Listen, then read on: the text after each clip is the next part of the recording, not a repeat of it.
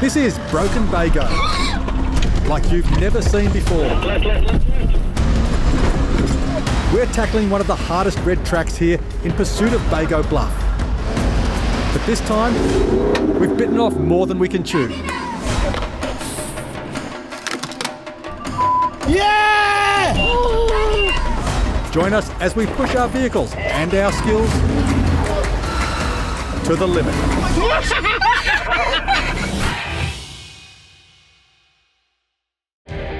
After our first attempt to get up to Bago Bluff failed, we have devised a plan and we have woken up feeling confident and determined. But before we could get going, a little protection was in order for one of our more sensitive members. I got in contact with Tom during the weeks from Southern Cross Fab Works.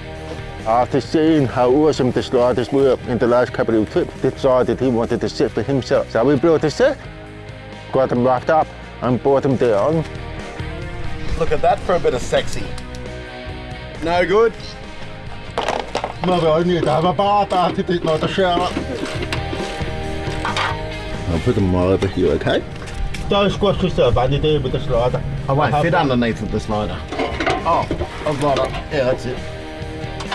After about 20 minutes and a grand total of 6 bolts were tightened, the sliders were fitted. Looks the part, doesn't it? Looks great. Thanks, Tom. Looks good. After that, we were off. Once again, we've headed back onto the main road and we're going to go find some trails. Yesterday we did pass a red track, which we weren't sure that we would make it up, but after looking a little bit more at the new tracks, we found that this is potentially the only way to get us up to that lookout. There's absolutely no way that we are not going to make it to the top of that lookout. Hell or high water, we are doing it. We also have an addition to the convoy today. The boss drove in last night. I'm handing over the wheel to the boss. We come to a wet, sticky climb with a bog hole in the middle. Oh, straight into it this morning. Kicking off at a nicely rutted track. In the wet, this would be a very, very different story. Simon Bear and I rolled this time because I don't have a mark to game out. Nicely rutted climb, everyone. A little bit of crab walking. I decided that I would be silly and follow the ruts. What am I getting stuck on? Oh, the rear diff's digging in. All right, I'll stop playing games now.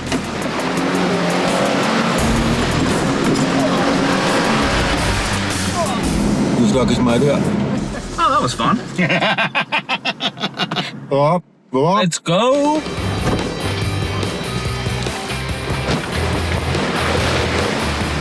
Oh, looks like I'm muddy again. I just watched Just it. watched the car. Jake took 5 attempts. The Navara took 1. Wow, let's go. Mr. Cooney's already stuck. Keep going. Another 10 metres yet. Yep. Looks like Slow and Steady is winning the race here for EcoX, picking really nice, safe lines. Very good drive. Yoko on the way. Oh, that's nasty.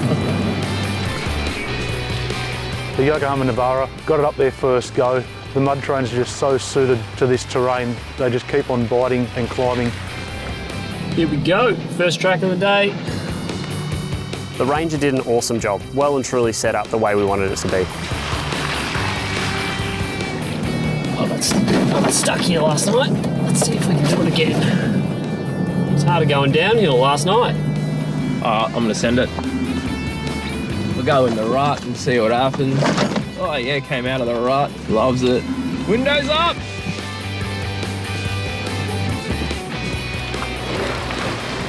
Full send!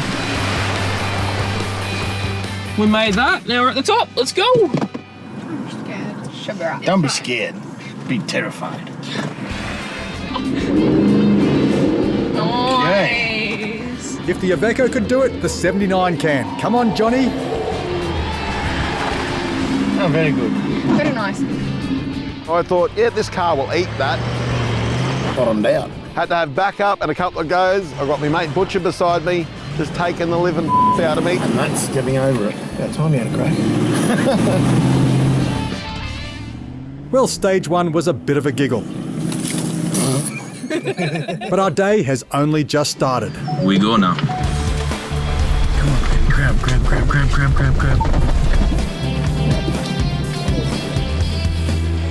We approach the red track. We want to get stuck into this. We believe once we get to the top of this red track, we're going to see the lookout we've been aiming to get to. Guys, we're in the beautiful Bago State Forest, just a few kilometres from the Bago Bluff, where there are some amazing views waiting for us. The only problem is that there's a stack of red and black tracks blocking our way. First up, camera car. Always goes first. Sacrifice the camera guys. So we send the Colorado in. Right at the start of it, there's a gatekeeper. It's a rut that goes this way and then it changes to that way, and there's a really big drop off on the left-hand side. Boom, it's stuck. It's winching time. Pioneers, we're going to do a slingshot winch. We've got the Iveco into place now. We're going to run the winch cable up to a tree, through a snatch block, and then back to the camera car. Get them out of trouble. Okay, go. With Honey running the winch, Campbell and I got busy rigging the recovery.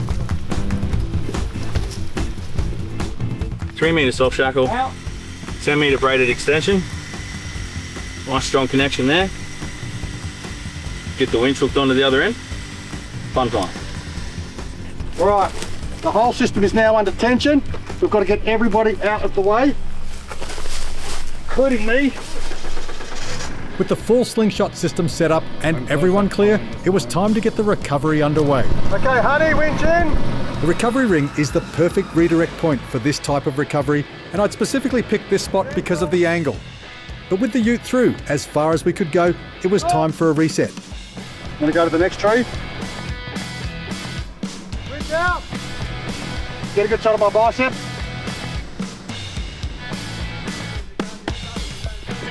Honey, winch in. Paul driving.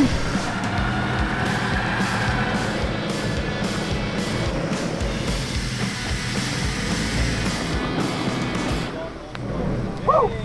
Yeah. Well, that's it, guys. A nice, safe slingshot recovery. If you haven't seen it done before, that's exactly how you do it. And it was the Iveco's turn next. So we're all down there watching. Car starts moving. I couldn't see anybody in the car. I'm looking at Simon thinking, what's going on? And then I hear this little voice out of the car. Which way? Is that Honey in the car? Because I could hear her cheering on and she was so happy. Like, it was absolutely great drive. She didn't get stuck, just nice and smooth. That's so funny. Far out. That's well done. Then it was my turn.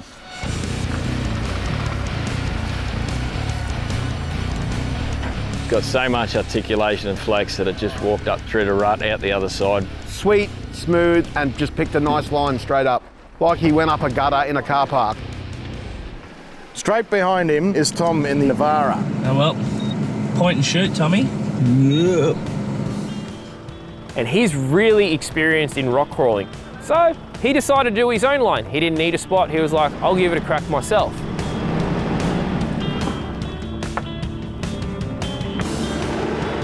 All looking good, and then slip. That's us. Tom had an incredible drive to get this far. He picked an amazing line, but just at the last second, and he slipped off into the far rut. But we've got a little bit of an issue now. It's going to take a bit of work to get him out of this section. Not one to give up easily, Tom hopped back in to give it another red-hot crack.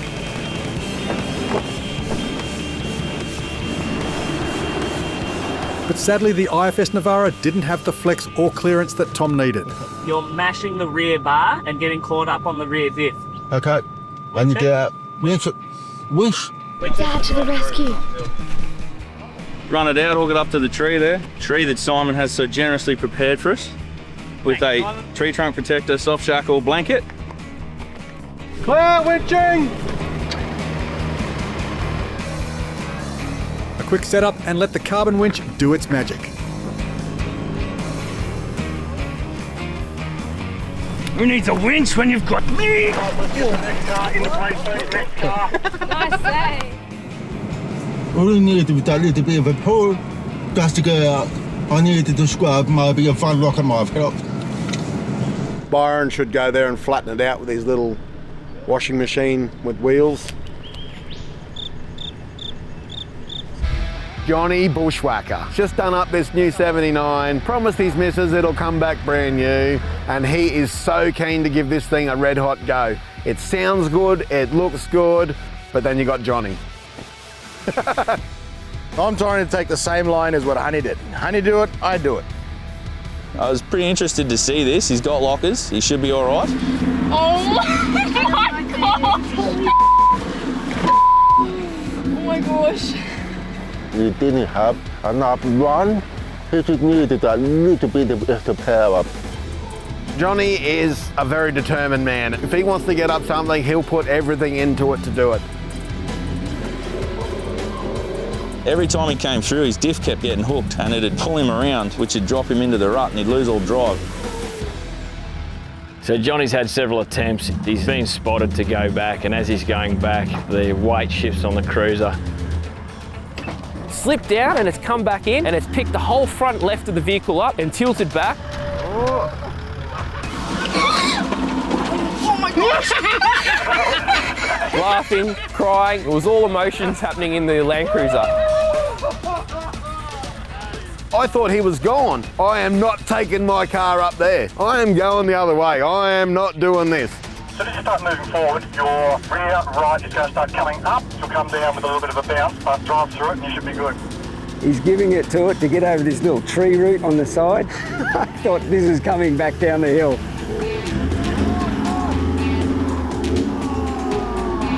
That line, stay in the rut, punch it from there. V8 power! We heard this big bang. Oh no, CV, diff, who knows, it's a 79. When the bushwhacker gets bushwhacked. Unfortunately, there's no front drive at all. In the end, I had to get winched out. Oh, we tried. We tried. You did well, you did well. I'm sure the girls enjoy that. Yeah. How do you guys feeling there? I'm shaking. Carbon 12K on the front of the 79. We got that double line pulled back to himself off a nice sturdy tree. Little bit of winch, little bit of drive, popped him up over, got his diff dragged through the mud. He was off and out of the way and onto the next car. We've got these massive vehicles, twin locked, low range, and I'm about to tackle it in this bad boy. Yeah?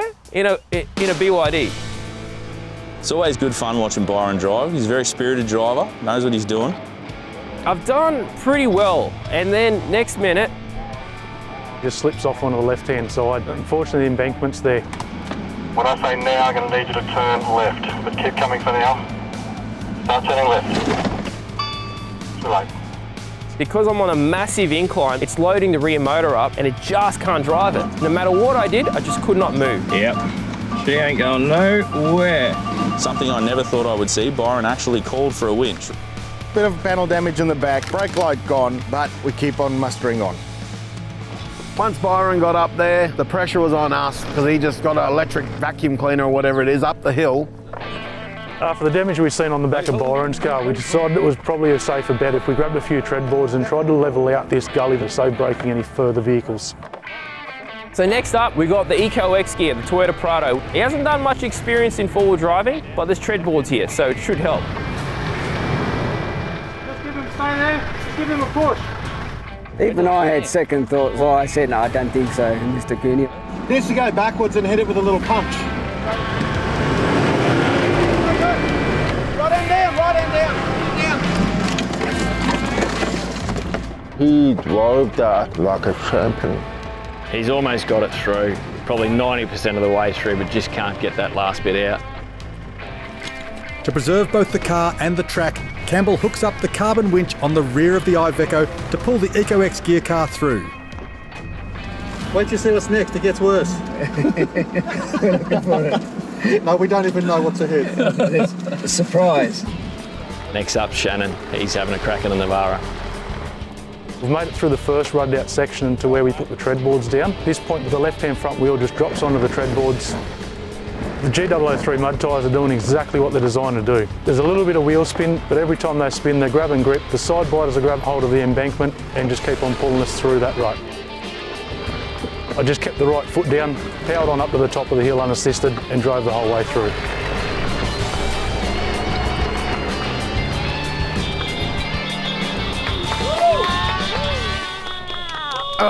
Simon called me a I said, you stack it a little bit and I'll do it.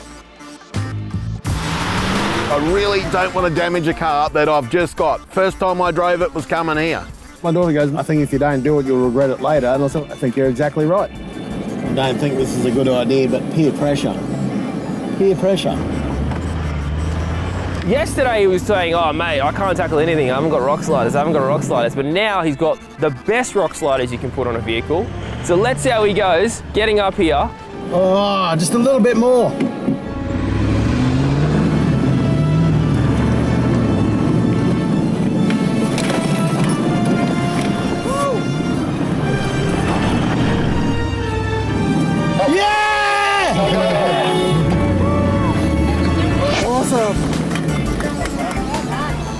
On a mat in their Energy Ranger. It's just been built. He just got it out of the shop and he doesn't want to get a scratch on it. It looks sexy. Ever played Simon Says? This is Simon Says left, Simon Says right. Go. We've all got our fingers crossed for the Ranger, but with yours truly spotting, Matt is in good hands. Before you know it, he's on 3 wheels. So his front left is full kicked up. Obviously it's got a wheel lift. Have you seen the amount of stuffs in the back of that thing? That'll do, so you're now safe. You're going to drop into the rut. A touch of right, just a bit. But I want you to give it a little bit of power from there. Not too much, but a little bit of power, and if you get traction, keep it on. Go, drive. Yeah! Awesome drive. Great one, Matthew. My new friend is same skinny as me. Guess what? The shark's down again. Probably was going a little bit too quick and hit this root, punctured the sidewall. Luckily we had a tyre repair kit on board, so cleaned it up, put a few bungs in it, 2 bungs, and it's still holding right now. Just goes to show, having a tyre puncture repair kit when you're doing trails is really important because you don't want to climb under your car and get the tyre. If you can just quickly put a bung in it, continue on. Guys, a couple of really important points. First of all, clear communications make a big difference.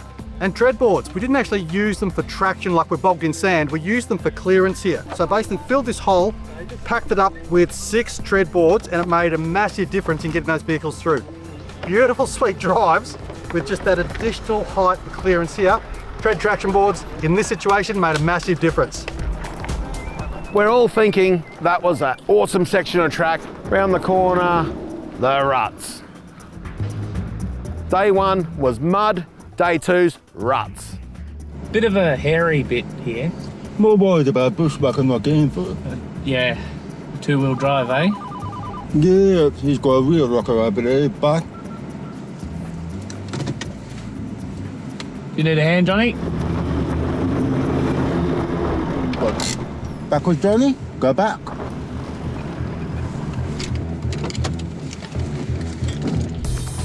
Johnny, bushwhacker, he was effectively in 2-wheel drive. That thing was still going places. It was quite impressive, to be honest. We will lift him everywhere he went. Crazy. Boy, did it get interesting for him. He had probably the biggest wheel lifts I've ever seen in a LandCruiser. Could have stood under the car. Simon had to jump on to try and pull the front down.